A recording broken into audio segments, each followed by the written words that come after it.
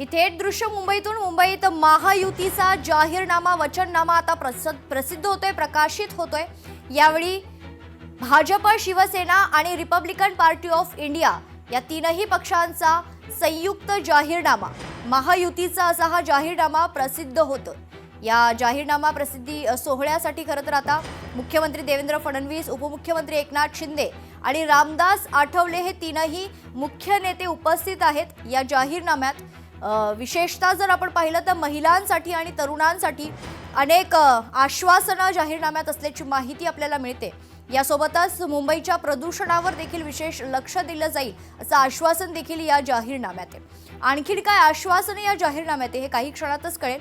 ही थेट दृश्य यावेळी मुंबईसाठी महायुतीचा जाहीरनामा आता जाहीर होतोय।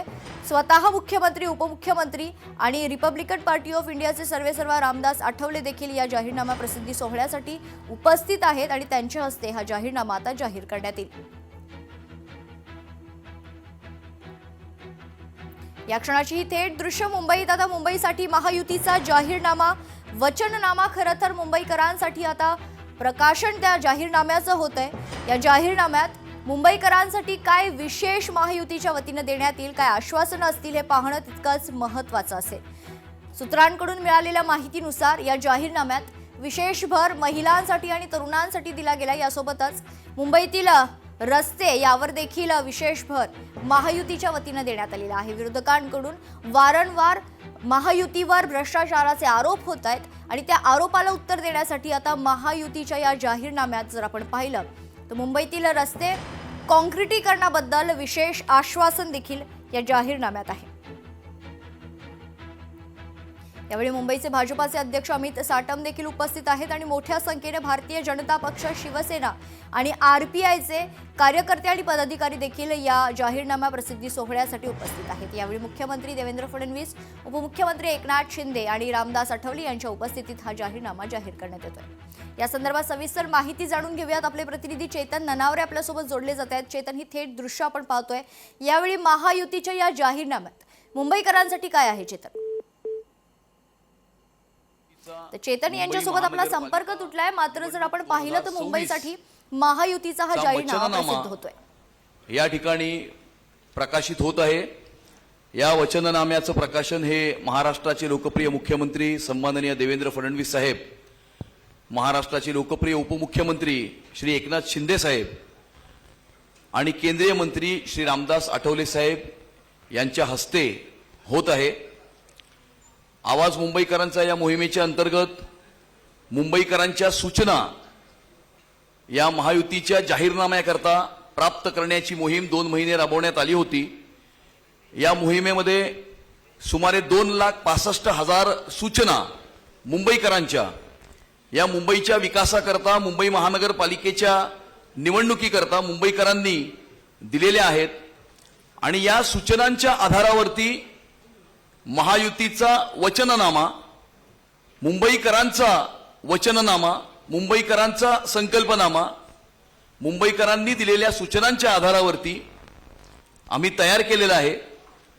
सर्वप्रथम मी माननीय मुख्यमंत्री, माननीय उपमुख्यमंत्री आणि केंद्रीय मंत्री रामदास आठवले साहेब यांना विनंती करतो आणि राष्ट्रीय सरचिटणीस भारतीय जनता पार्टीचे विनोद तावडेजी यांना विनंती करतो की आपण सर्वप्रथम या वचननाम्याचं प्रकाशन करावं।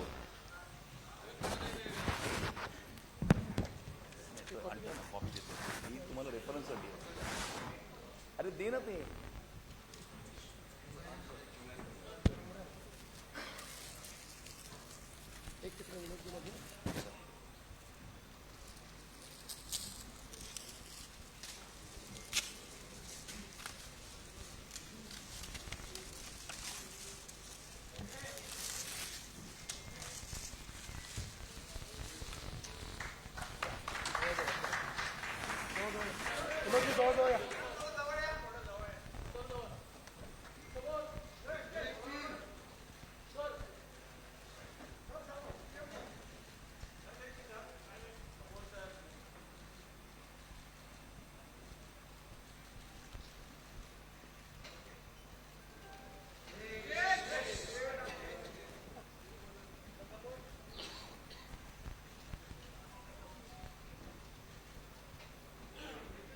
धन्यवाद.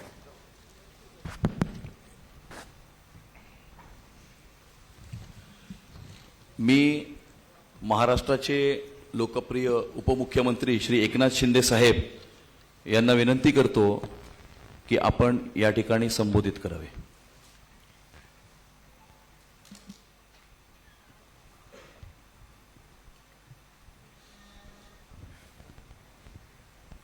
नमस्कार. आजच्या मुंबई महापालिकेच्या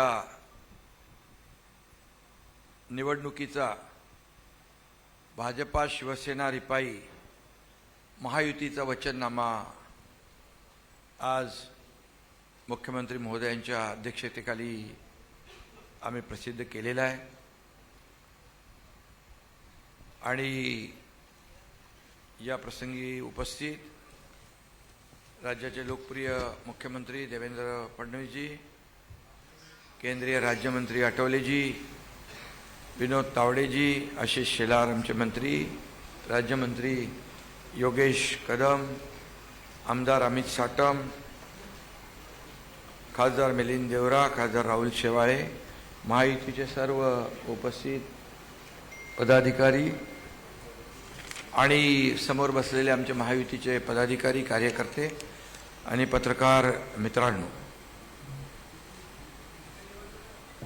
मुंबई महापालिकेची निवडणूक 15 तारखेला होते आहे आणि आजचा हा वचननामा मुंबईकरांसाठी त्यांच्या दररोजच्या जीवनामध्ये बदल घडवणारा, त्यांना दिलासा देणारा ठरेल असा विश्वास या ठिकाणी व्यक्त करतो. मुंबई देशाची आर्थिक राजधानी आहे, खऱ्या अर्थानं महाराष्ट्राचा प्राण आहे आणि मुंबई हे देशाचं ग्रोथ इंजिन आहे. या मुंबईला पुढच्या 5 वर्षात आपल्याला जागतिक दर्जाचं शहर करण्याचं वचन महायुती आज या ठिकाणी देत आहे. केंद्रात देखील आपलं एनडीएचं सरकार आहे, राज्यात महायुतीचं सरकार आहे आणि 16 तारखेला देखील महायुतीचाच भगवा मुंबई महापालिकेवर फडकल्यानंतर खऱ्या अर्थानं मुंबईचा मेकओव्हर सुरू होईल आणि मुंबईमध्ये जे आम्ही 3.5 वर्षामध्ये आम्ही काम केलेलं आहे ते देखील आपल्यासमोर आहे.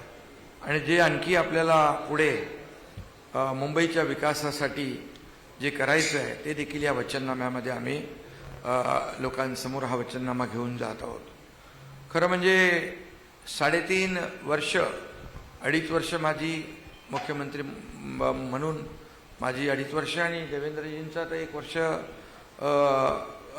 झालं, 1 वर्ष पूर्ण झालं आहे. या 3.5 वर्षात जे मुंबईमध्ये काम केलं ते आपल्यासमोर आहेच, परंतु मुंबईचा आणखी विकासाचा वेग आम्हाला वाढवायचा आहे आणि म्हणून या वचननाम्यात देखील आम्ही त्या गोष्टीचा उल्लेख केलेला आहे.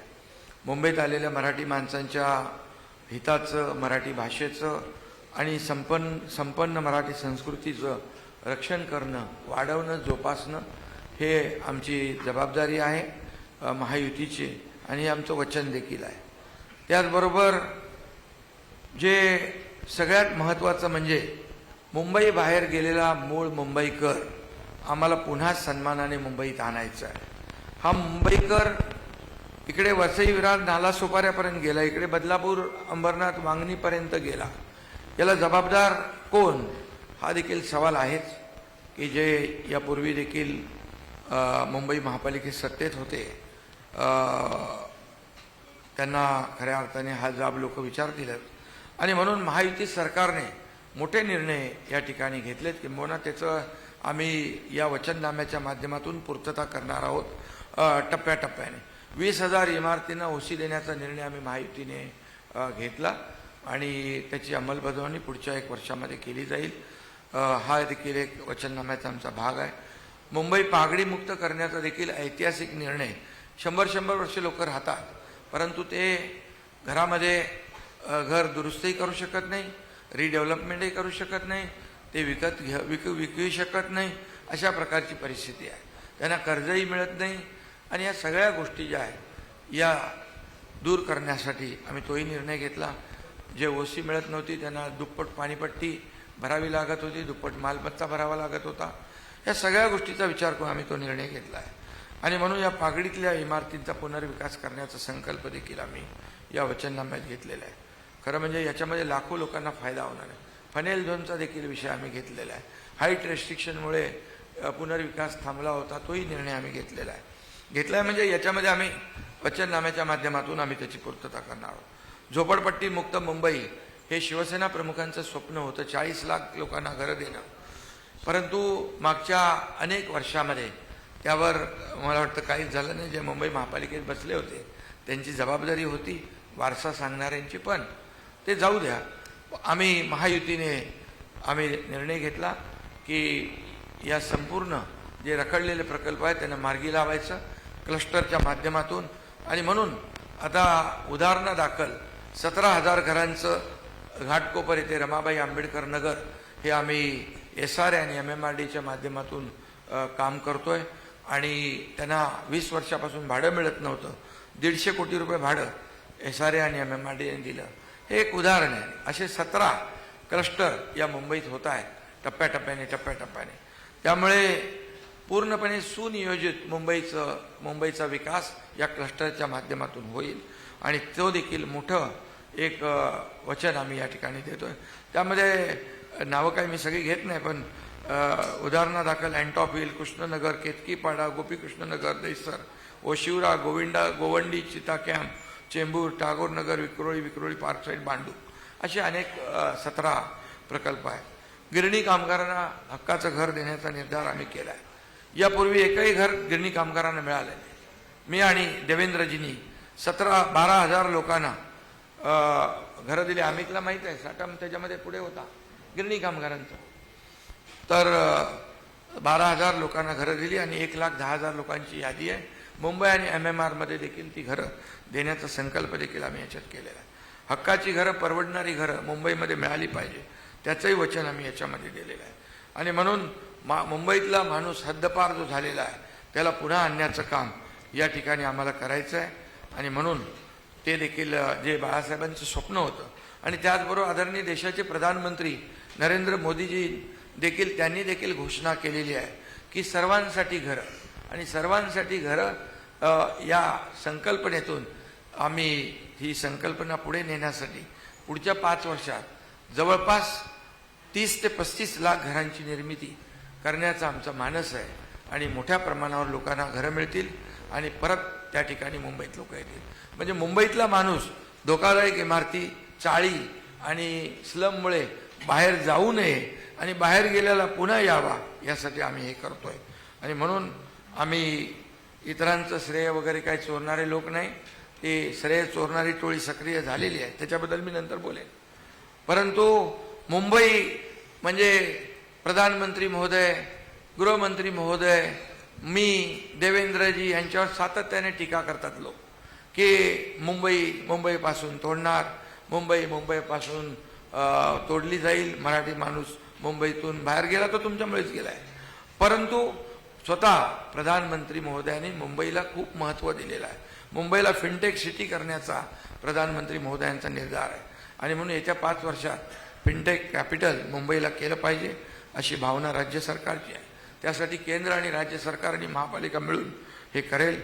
BKC मध्ये इंटरनॅशनल फायनान्स सर्व्हिस सेंटर, काही लोक म्हणाले गेलं, कुठे गेलंच नाहीये. आम्ही करतोय. आणि त्यामुळे लाखो लोकांसाठी, तरुणांसाठी रोजगार निर्मिती होईल.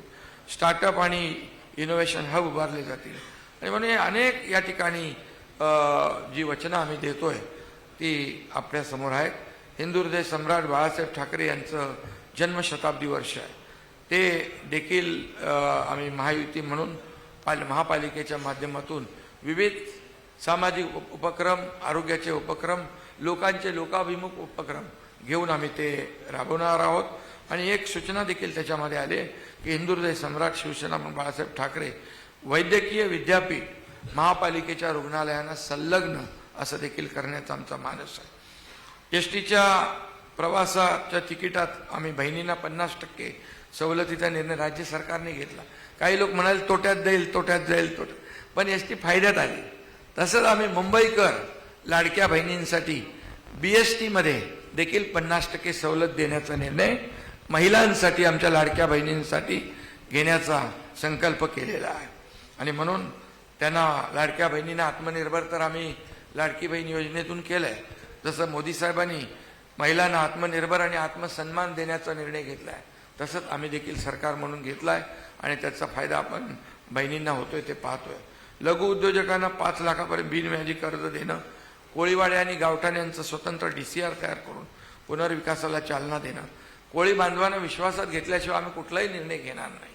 आणि म्हणून हे सगळं जे आहे हे आम्ही तुमच्यासमोर मांडतोय. पुनर्विकास प्रकल्प राबवताना आता जे अडथळे येत होते, हे सगळे अडथळे आम्ही दूर केले. म्हणजे आता कुठलाही अडथळा पुनर्विकासासाठी येणार नाही. मग SRA असेल, म्हाडा असेल आणि इतर ज्या धोकादायक इमारती असतील, या सर्व सेसच्या बिल्डिंग असतील, नॉन सेसच्या बिल्डिंग असतील, BDD चाळीमध्ये तर आम्ही घरे दिलेली आहेत. आणि त्यामुळे पुनर्विकास म्हणजे धोकादायक इमारती पडून लोकांचे जीव जात होते, ते बिलकुल आमच्या या वचननाम्यामध्ये आहे की हे सर्व पुनर्विकासाचा मार्ग मोकळा करण्यासाठी सरकारने युनिफाईड DCPR मध्ये निर्णय घेतला आहे. आम्ही परवा विधानसभेच्या अधिवेशनामध्ये निर्णय घेतला आहे. अटी शिथिल केल्या आहेत, नियम शिथिल केलेले आहेत आणि त्यामुळे त्याचा फायदा होईल. आणि म्हणूनच मी आपल्याला एवढंच सांगतो. त्याचबरोबर पाणी दरामध्ये, पाणीपट्टीत दरवर्षी 8% वाढ होते. ही वाढ पुढील 5 वर्षासाठी देखील आमच्या वचननाम्यामध्ये स्थगित केलेली आहे, त्यांच्यावर भार नको म्हणून. आणि म्हणून मला एवढंच सांगायचं आहे, मुख्यमंत्री महोदयांनी देखील यापूर्वी देखील सांगितलं, ते आम्ही वचननाम्यात याच्यात आहे की मुंबईतलं प्रदूषणमुक्त मुंबई करण्यासाठी 17,000 कोटी रुपये खर्च करून पर्यावरण संवर्धन करणं हे देखील आम्ही या ठिकाणी केलं. आणि गेले 25 वर्ष फक्त अंडरस्टँडिंगसाठी रखडलेले STPचे प्रकल्प ते 25 वर्षात केले नाही. सगळं असंच प्रदूषित पाणी आपण समुद्रात सोडत होतो, ते देखील आता बंद होईल. STP ट्रीटमेंट प्लॅन्ट सुरू आहेत, कामं 1-1.5 वर्षात कामं कंप्लीट होतील. जी 25 वर्षात झाली नाही ती आम्ही केली.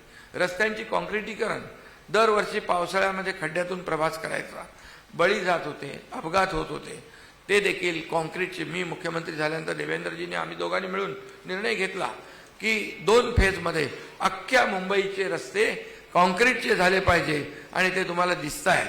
पहिला फेज 6 महिन्यामध्ये होईल आणि दुसरा फेज एक पुढ्या 1.5 वर्षामध्ये, वर्षभरातच कंप्लीट होईल आणि मुंबई पूर्ण खड्डेमुक्त होईल. आणि बाकी खूप आम्ही त्याच्यामध्ये वचननाम्यामध्ये जे काही मुंबईकरांसाठी आवश्यक आहे ते या मांडलेलं आहे. आणि फक्त वचननाम्यामध्ये आम्ही फक्त तेवढं मांडून थांबणार नाही, तर त्याची अंमलबजावणी आम्ही करणार, हा विश्वास या ठिकाणी मी व्यक्त करतो. आणि या ठिकाणी मुख्यमंत्री महोदयांना विनंती करतो.